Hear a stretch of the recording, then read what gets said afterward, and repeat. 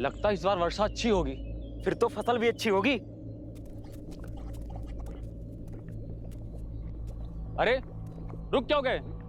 कोई पिशाच देखा क्या?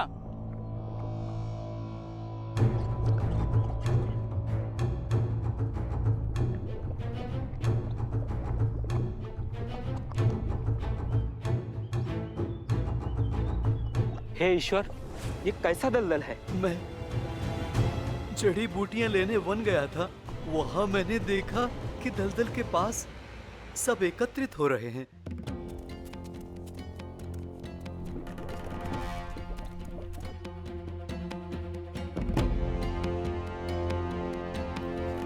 मुझे किसी नकारात्मक ऊर्जा का आभास हो रहा है।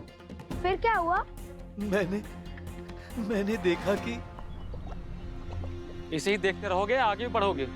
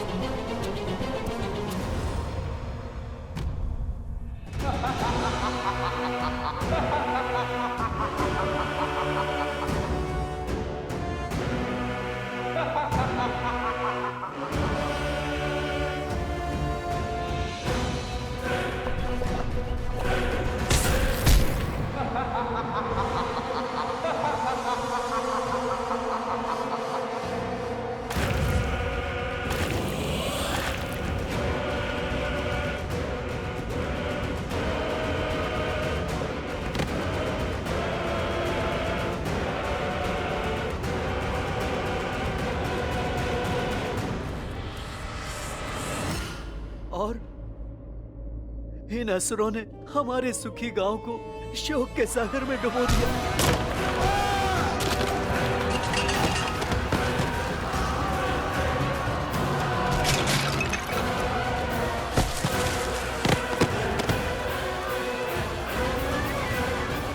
ये देखिए, ये हाहाकार उन्होंने मचाया है और फिर ये आए हैं हम असहायों के रक्षक बनकर।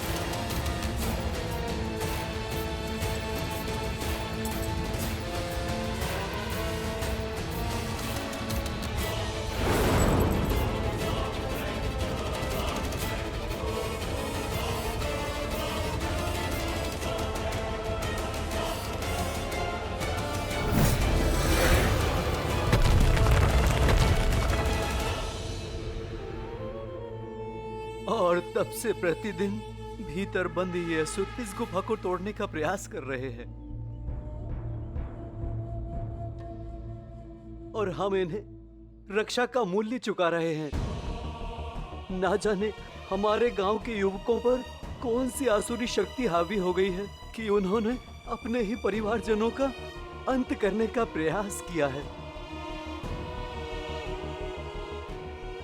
पर राम राज्य में किसी पाप, किसी अधर्म और किसी आसुरी शक्ति का कोई स्थान नहीं है। हो ना हो ये किसी दुष्ट की योजना है जो श्री राम के स्वप्न को ना पूरा होने का षड्यंत्र है।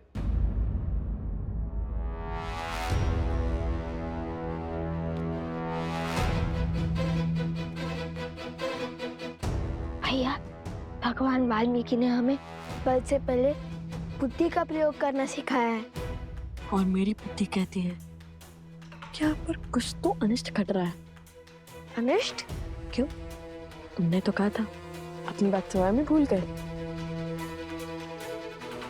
कि उद्देश्य पथ पर अनिष्ट स्थितियां अपने आप ही उत्पन्न हो जाती हैं।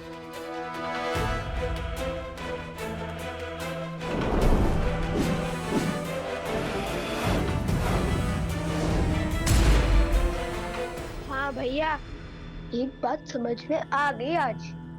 जहाँ हम होते हैं वहाँ परिस्थितियाँ विकट मोड़ ले ही लेती हैं। कितनी ही बार हमने ऐसी कठिनाइयों का सामना किया है, कोई तो है जो हमारे विरुद्ध खड़ा है। हमें बार बार विपरीत परिस्थितियों में ढकेल रहा है। हाँ, संयोग तो देखो, यहाँ पर मायावी शक्तियां हावी हुई और वहाँ पर रक्षण भी उत्पन्न हो गया। राक्षस नहीं, ईश्वर कहिए भैया। इतने आक्रामक असुरों को इतनी सरलता से गुफा में बंद कर दिया और वो चुपचाप चले भी गए। बात जितनी सरल लगती है उतनी है नहीं। अर्थात राक्षसों से पहले रक्षक का उपचार करना होगा।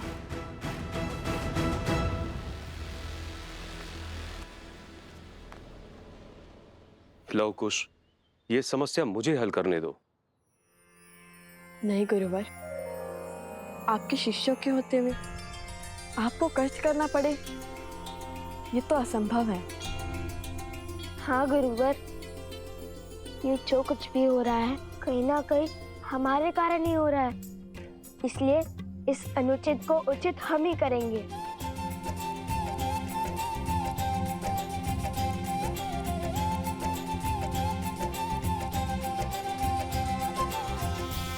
आप तब तक पीछे हट जाइए।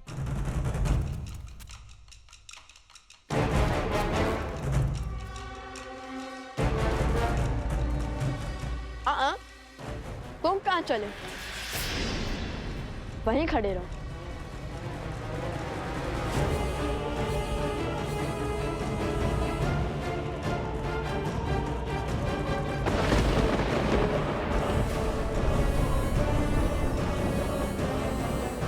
फिर से फंसा दिया महाराज।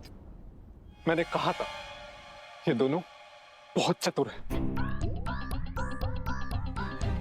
कोई ना कोई चाल अवश्य चलेंगे। फिर से मुझे पिटवाने का इंतजाम कराया आपने। करने क्या वाले हैं ये दोनों? गुफा के भीतर क्यों नहीं जा रहे? वही तो मैं भी सोच रही हूँ भैया। इन्हें तो अपनी अच्छाई का परिचय देते हुए उस गुफा के भीतर चले जाना चाहिए, ताकि वो असुर इन्हें नोच नोच के खा जाए और उनकी अस्थियां भी राम और सीता के हाथ न लग पाए। बस अब ये बानासुर कोई मूर्खता न कर बैठे। मुझे यहाँ अकेले खड़ा क्यों किया है? तुम्हारी वीरता देखने के लिए। अच्छा, वो पत्थर उठाओ। गुफा का द्वार बंद है ना, खोलो उसे। अच्छा, तो तुम दोनों भीतर जाना चाहते हो? सब पता चल जाएगा, पहले द्वार तो खोलो। हाँ, अभी हटाता हूँ।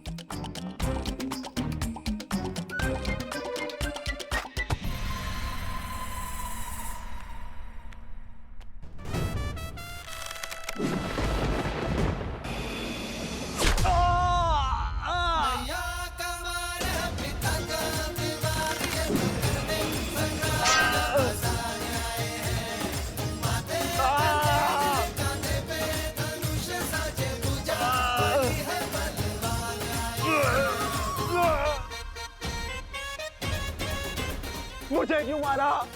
क्योंकि तुम रक्षक नहीं, भक्षक हो, पैरूपी हो। यदि तुम्हारा स्थान एक रक्षक का होता तो वो इतने सारे असुरों को एक साथ मुक्त नहीं करता, हमें भीतर जाने से रोकता।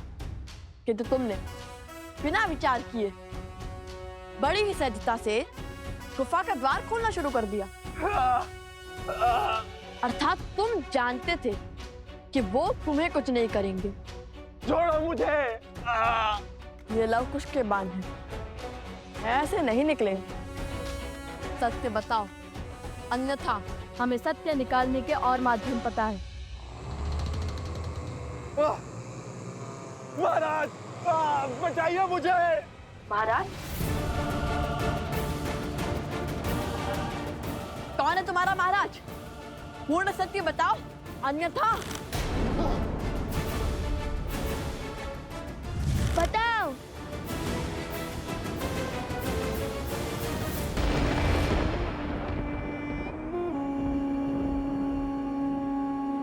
एक कार्य ठीक से नहीं कर सकता ये मूर्ख। आज फिर लव कुश के जाल में फंस गया ये मूर्ख। अंतिम अवसर है, सत्य बताओ, अन्यथा। महाराज, बचाइए मुझे, बचाइए महाराज, बचाइए महाराज, बचाइए मुझे।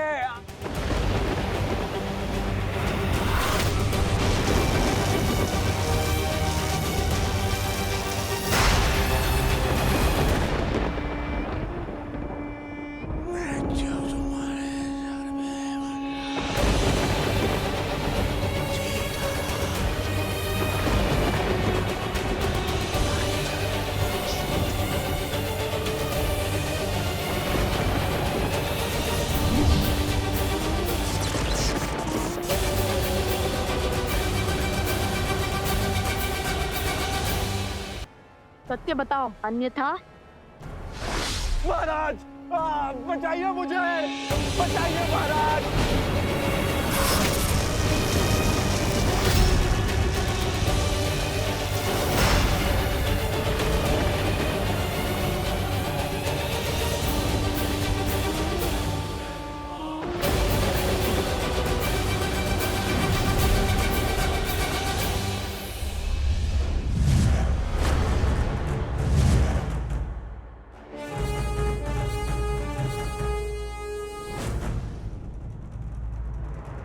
तुम्हारा संदेह उचित था। ये कोई छली ही था। चिंता अपनी नहीं, इन युवकों की है जिन पर मायावी शक्तियों का उपयोग किया है इसके महाराज ने। वो उन्हें तो बचाना होगा ना।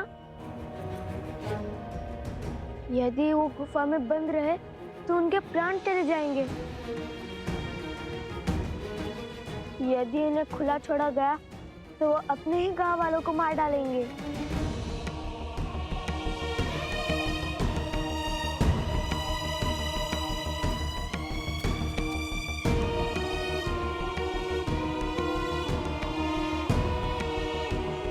हम जाएंगे इस गुफा के भीतर। नहीं, भीतर संकट है। तुम दोनों के प्राण भी जा सकते हैं। तो क्या हुआ ऋषिवर? यदि पिता के राम राज्य की कल्पना को सार्थक करने के लिए पुत्रों के प्राण भी चले जाएं, तो भी अंतर नहीं पड़ेगा। हम अपने माता पिता का मान को भी झुकने नहीं देंगे। अद्भुत। मेरा आशीर्वाद तुम दोनों के साथ है।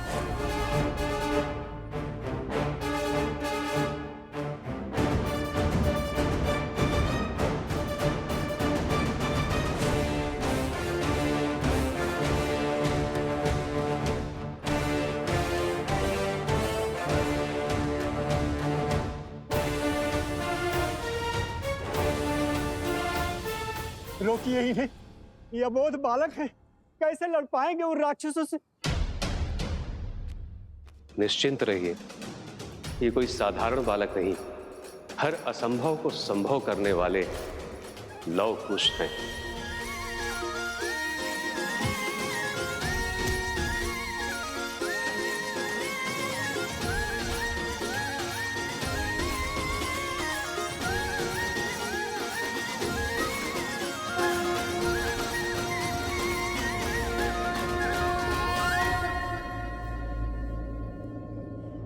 जय सिया राम।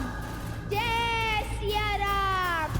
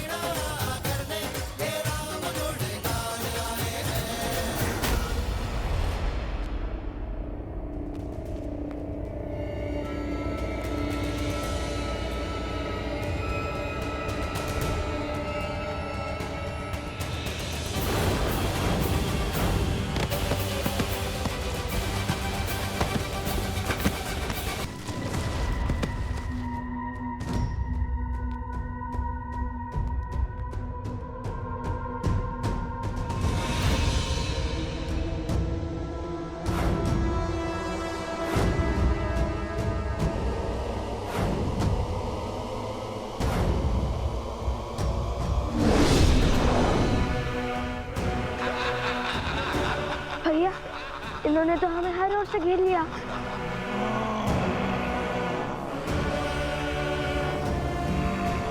हम इन पर हर और से वार करेंगे। ये लड्डुओं को गोल बनाइए। उर्मिला, तुमने कह तो दिया कि नवकुश के लिए स्वादिष्ट भोजन तुम स्वयं बनाओगी, किंतु वो आएंगे भी तो रहेंगे तो ऋषि कुमारों के बातें। भोजन में सबके साथ बैठ के पंगत में ही करेंगे, अर्थात अयोध्या में पधारे सभी ऋषियों के लिए भोजन तुम स्वयं बनाओगी। क्यों नहीं? जो सीता और राम के मिलन के लिए पूरे रघुकुल और वानर सेना से भिड़ गए, वो कितने असाधारण होंगे। जिनकी प्रतीक्षा साक्षात श्री राम को है, वो कितने महत्वपूर्ण होंगे। उनके आव भगत में कोई कमी नहीं आनी चाहिए। इतनी प्रतीक्षा तो पितामह ने हमारी भी नहीं की। पुष्कर, मेरे पुत्र।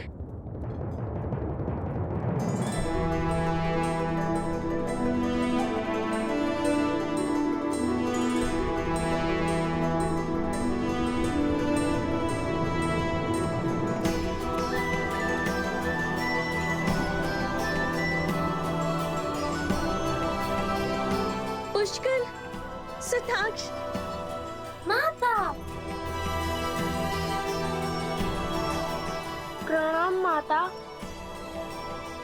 लगता है मांडवी के दोनों पुत्र अपने संस्कार गुरुकुल में बिसराए, भूल गए कि पहले चरण छुए जाते हैं।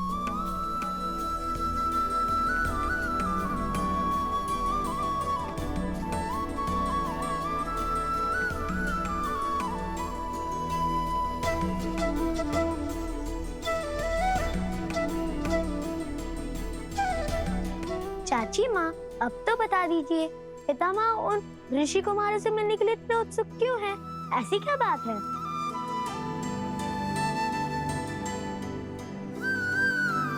कुछ न कुछ तो विशेष है उनमें, जो तीनों लोगों के राजा स्वयं उनसे मिलना चाहते हैं।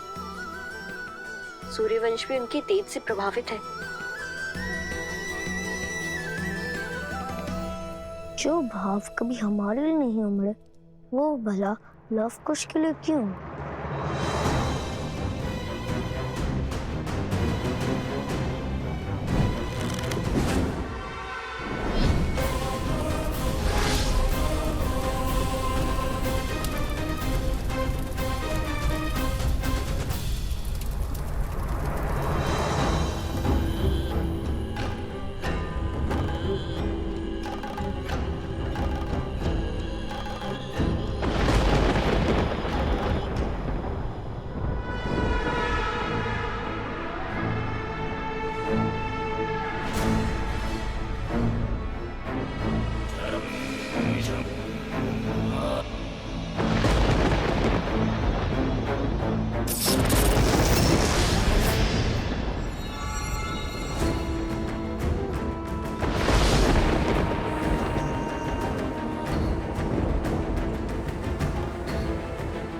यही से आरंभ होगा उनके अंत का अध्याय।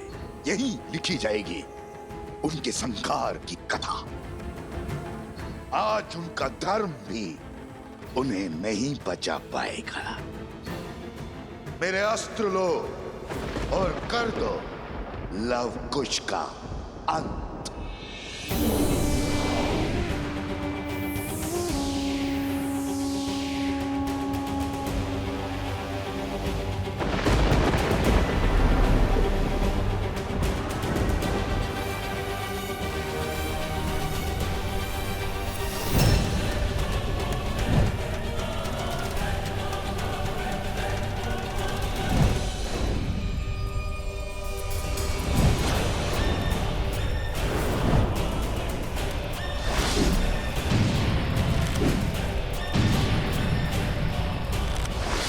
ये पवित्र अग्नि अब हमें और नहीं बचा पाएगी कुछ।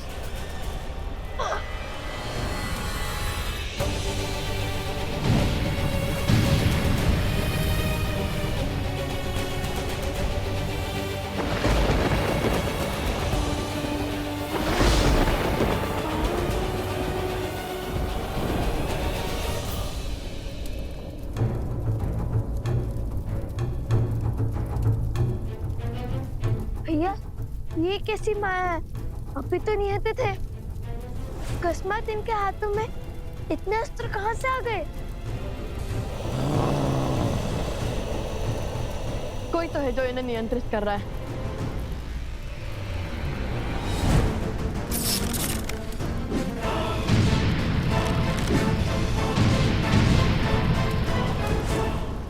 भैया, अग्नि तो बुझ गई। ये तो हमारी ओर ही आ रहे हैं।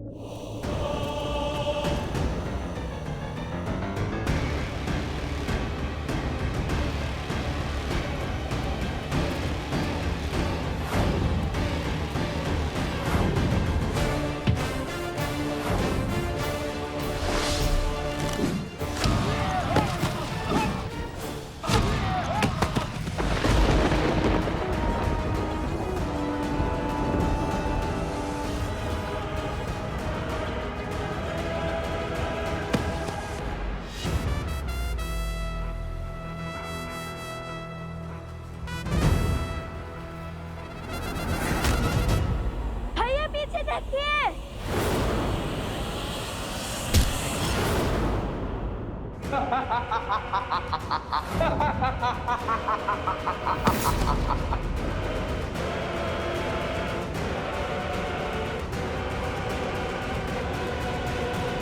भैया, उनका अध्याय अभी समाप्त कर देता हूँ।